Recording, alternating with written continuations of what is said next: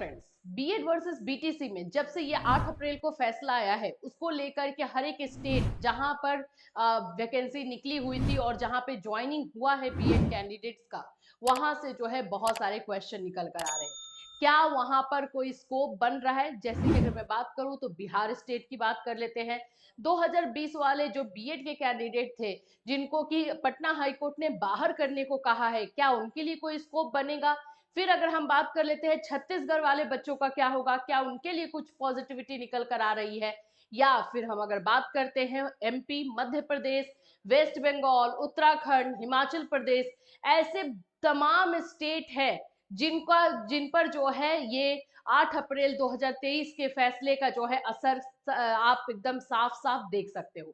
तो आज इस वीडियो में जो है हम वही बात करेंगे। एंड पॉइंट्स तो हमने आपको ऑलरेडी बताया ही है कि आखिर में क्या फैसला आया है, उसको भी जो है एनालिसिस करने की कोशिश करेंगे, जिससे कि आपके सामने क्लियर जो है पूरी तरीके से पिक्चर आ सके। सो फ्रेंड्स, चैनल को पहली बार विजिट कर रहे हो तो चैनल को सब्सक्राइब कर लेना, बेल आइकन को हिट कर देना, जिससे जब भी कोई हम अपडेट दे या बीएड वर्सेस बीटीसी को लेकर के, तो आप तक इमीडिएट इंफॉर्मेशन पहुंच जाए। सबसे पहले तो अगर मैं आपको बात कर लूं तो भाई, क्या बिहार वाले बच्चों के लिए कोई स्कोप दिख रहा है? 8 अप्रैल को फैसला तो दिया गया है बीएड के पक्ष में, नो डाउट। बीएड वालों को अभी तक जहां हर जगह से जितने भी केसेस हो रहे थे, उसमें निगेटिविटी मिल रही थी, उन्हें बाहर किया जा रहा था। लेकिन यहां से एक उम्मीद की किरण जरूर निकल कर आई है। हाँ, ये बहुत जाहिर सी बात है कि सभी बीएड कैंडिडेट को राहत तो नहीं मिला है, इसमें कंडीशन रख दिया गया है। तो हम एक एक स्टेट के बारे में बात करते हुए चलते हैं कि किस स्टेट पर इसका क्या क्या असर जो है देखने को मिलेगा, स्कोप निकलता है या नहीं, इस पर बात करेंगे। सबसे पहले हम बिहार के बारे में बात करेंगे। देखो, बिहार में जो है टीआरई 1 वाला मामला भी इसमें उठेगा। अगर हम बात कर लेते हैं तो इसमें जो 2020 वाली वैकेंसी थी, जिसमें पटना हाई कोर्ट ने ऑलरेडी बीएड को बाहर करने की बात कह दी है कि बीएड वाले बाहर होंगे, क्योंकि वो सब्जेक्ट टू आउटकम मैटर था, उसमें जो डिसीजन आया है उसके अनुसार। क्या इनके लिए क्या स्कोप बन रहा है? तो देखो, सबसे पहले तो जो डिसीजन सुप्रीम कोर्ट का दिया गया है, उसमें भी सब्जेक्ट टू आउटकम को बहुत अच्छी तरीके से हाईलाइट किया गया है। लेकिन आप जब डिसीजन देखोगे तो उसमें एक और बात जरूर बोली गई है कि आपने अगर पूरे अच्छे से देखा है डिसीजन को, तो उसमें एक और बात बोली गई है कि जो लोग इतने दिनों से नौकरी कर रहे हैं और बिहार पूरे भारत के अलग अलग स्टेट में जो है जो लोग नौकरी कर रहे हैं बीएड वाले, उन लोगों को निकालना जो है वो सही नहीं लगता है कोर्ट को। ये बात एक्सेप्ट किया गया है। देखो, मैं ये नहीं बोलूंगी कि डिसीजन में जो है कोई भी पॉजिटिविटी अभी दिख रही है बिहार वालों के लिए, लेकिन ये बात हम जरूर बोलेंगे कि जो डिसीजन दिया गया है, उस डिसीजन में पहले किस तरह से जो है पूरी तरीके से अगर हम बात करें तो एक एरोगेंसी, या फिर आप बोल सकते हो कि एक मैं आपको पहले दिखा देती हूँ, पहले मैं आपको पॉइंट से समझा देती हूँ। तो उसमें जो है एक एरोगेंसी नजर आ रही थी सुप्रीम कोर्ट का कि भाई बीएड को तो हम बीएड बिल्कुल भी जो है नहीं आ सकता है, इस चीज को वो लोग कर रहे थे। मतलब ब्रिज कोर्स के ऊपर तो वो कभी कोई जिक्र करने को रेडी भी नहीं थे। लेकिन एटलीस्ट अब ये एक डिसीजन आया है ब्रिज कोर्स के बारे में, वो बात कर रहे हैं। बिल्कुल हम बोलेंगे कि ब्रिज कोर्स के बारे में बात उन कैंडिडेट्स के लिए हो रही है जो बीएड के क्वालिफिकेशन के साथ 1 to 5 में अपॉइंट हुए हैं, जो कि किसी भी लॉ या बोल सकते हो कि सब्जेक्ट टू आउटकम नहीं है, उन लोगों के लिए बात कही गई, बिल्कुल एक्सेप्टेबल है। लेकिन ये कहने वाली बात है कि पहले तो इसको भी एक्सेप्ट नहीं किया गया था, पहले तो ब्रिज कोर्स को नकार दिया गया था पूरी तरीके से। तो अब ये चीजें तो एटलीस्ट कही जा रही है। तो बिहार की तरफ से मामला जो है सुप्रीम कोर्ट में डेफिनेटली जा रहा है, ये आप लोगों को भी इंफॉर्मेशन है। अब यहाँ पर जो लड़ाई होगी, चाहे आप 2020 वाली बात कर लेते हैं, तो यहाँ पे जो लड़ाई होगी वो राइट टू लाइफ वाले को लेकर के बात होगी कि 2 साल से नौकरी जो लोग कर रहे हैं, जिनका एज निकल चुका है, जिनके पास अब टाइम नहीं बचा है, और उन लोगों की गलती नहीं है, रूल्स रेगुलेशन बताए गए थे उसके अनुसार उन्होंने किया है, तो अब इन लोगों के साथ क्या?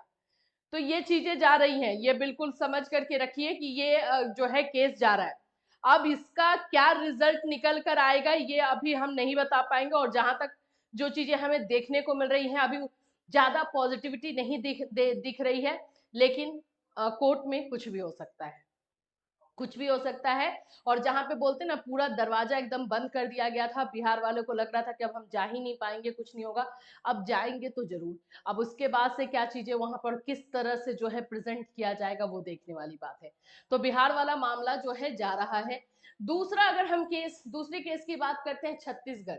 छत्तीसगढ़ वाले मामले में क्या हुआ है कि क्योंकि हाई कोर्ट ने अभी रिसेंटली जो है ये फैसला सुनाया है, और उसमें से बिहार बीएड को जो है बाहर किया किया है।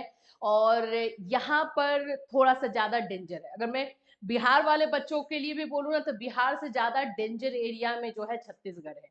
लेकिन इनका भी मामला सुप्रीम कोर्ट ले जाया जा रहा है, अब ये भी सुप्रीम कोर्ट जा रहे हैं। अब किस बिना पे, राइट टू लाइफ पर ही बात करेंगे ये लोग, इन लोगों के पास यही एक है कि राइट टू लाइफ पर बात होगी, और उसी पर जो है इस केस को आगे ले जाएंगे। लेकिन डेंजर जोन में छत्तीसगढ़ का जो है बच्चा बीएड का है, ये तो बिल्कुल है। नेक्स्ट स्टेट की अगर हम बात कर लेते हैं, सबसे जो सुरक्षित आ रहा है ना, वो आ रहा है हिमाचल प्रदेश। हिमाचल प्रदेश की सरकार ने क्योंकि सपोर्ट बीएड को किया था, वो तो जब डिसीजन 11 अगस्त का था तो भी उन्होंने बोला था कि हम तो नहीं हटाने वाले, और अब तो जो ये डिसीजन दिया गया है, जो फैसला दिया गया है, उसमें तो ये बोला गया है कि भाई स्टेट गवर्नमेंट, हाई कोर्ट जो है देख लेगा, अब वो देख ही चुका है, तो यहाँ वाले बच्चे बिल्कुल सेफ है। वेस्ट बंगाल वाले बच्चे पूछ रहे हैं, तो उनका भी सब्जेक्ट टू आउटकम मामला नहीं देखने में मिल रहा है, तो वो लोग भी जो है सेफ जा रहे हैं। देखो अभी तक जितना हमने ये किया है उसमें सब्जेक्ट टू आउटकम नहीं दिख रहा, अगर आपको पता है तो बिल्कुल आप मैसेज करके हमें बताइएगा। वेस्ट बंगाल का अगर सब्जेक्ट टू आउटकम नहीं है तो बच्चे सुरक्षित हैं, और 2023 से 11 अगस्त 2023 से पहले उनकी नियुक्ति हुई है, तो वो सुरक्षित है।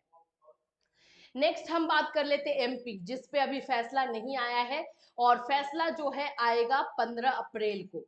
15 अप्रैल को इस पर डिसीजन आ जाएगा। मध्य प्रदेश, अब इसमें क्या होने वाला है, देखो मध्य प्रदेश का अगर जो लोग बोल रहे हैं ना कि एकदम डीएड के पक्ष में ही आएगा, तो मैं बोलूंगी ऐसा नहीं, ये नहीं बोल सकते हैं हम, क्योंकि अभी वहां पर क्या चीजें चलेंगी, हाँ सब्जेक्ट टू आउटकम मैटर है, और बहुत सारी चीजें जो है क्लियर डिसीजन में 8 अप्रैल का बता दिया गया है, लेकिन वहां पर बहुत सारे पॉइंट्स हैं जिसको अभी क्लियर करना बाकी है। डिसीजन जो पूरा डिसीजन है 8 अप्रैल का, कोर्ट ऑर्डर है, उसको पढ़ा जाएगा, उसको समझाया जाएगा, जज को, जस्टिस को समझाया जाएगा, जस्टिस शील नागू को। अब जस्टिस शील नागू इसको लेते कैसे हैं वो देखना है। लेकिन अगर सब्जेक्ट टू आउटकम मैटर के बारे में सिर्फ बात हुई, ब्रिज कोर्स को हटा दिया गया, तो फिर बीएड वालों के लिए थोड़ा डेंजर हो सकता है, लेकिन हम अब भी इसमें कुछ नहीं कर सकते। इस सबसे जो है देखने वाली बात यही है, और ये 15 अप्रैल को पता चलेगा। इसका असर बाकी जगहों पर भी होगा, जो भी जजमेंट यहाँ पर आएगा बाकी जगहों पर भी देखने को मिलेगा। तो अभी फिलहाल बीएड वर्सेस बीटीसी का जो डिसीजन आया है, 2 पॉइंट्स को सेंटर्ड करके आया है।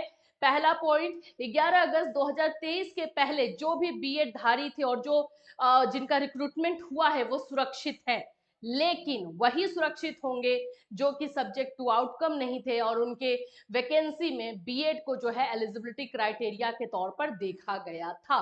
तो अब इस तरह से जो है चीजों को रख दिया गया है। तो अब इसमें क्या क्या डिसीजन और आता है वो हम देखते हैं। कोर्ट के ऑर्डर को किस तरह से लिया जाता है, कौन इस पॉइंट्स को किस तरह से जो है एमपी हाई कोर्ट में लिया जाएगा, उस पर भी हम नजर बना करके रखेंगे। तो जो भी चीजें आएंगी, जो भी डिसीजन आएगा, डेफिनेटली हम आपको जो है इन्फॉर्म करेंगे अपने चैनल के माध्यम से, तो हमारे साथ बिल्कुल जुड़े रहिएगा। अभी ज्यादा निगेटिविटी नहीं फैलाने की जरूरत है, एटलीस्ट इतना अपने आप को पॉजिटिव करो कि जहां से हर जगह से निगेटिव था एटलीस्ट एक्सेप्ट किया गया, और आप 2023 11 अगस्त 2023 के उन बच्चों को तो एटलीस्ट सुरक्षित किया गया है जिनका सब्जेक्ट टू आउटकम मैटर नहीं था। तो अब इस मामले को रिव्यू के तौर पर भी ले जाया जा सकता है, और बहुत सारी और चीजें हैं जो कि अभी इसमें आना बाकी है। तो इससे रिलेटेड कोई भी अपडेट आपको इसी चैनल के माध्यम से इन्फॉर्म किया जाएगा। Till then take care everyone.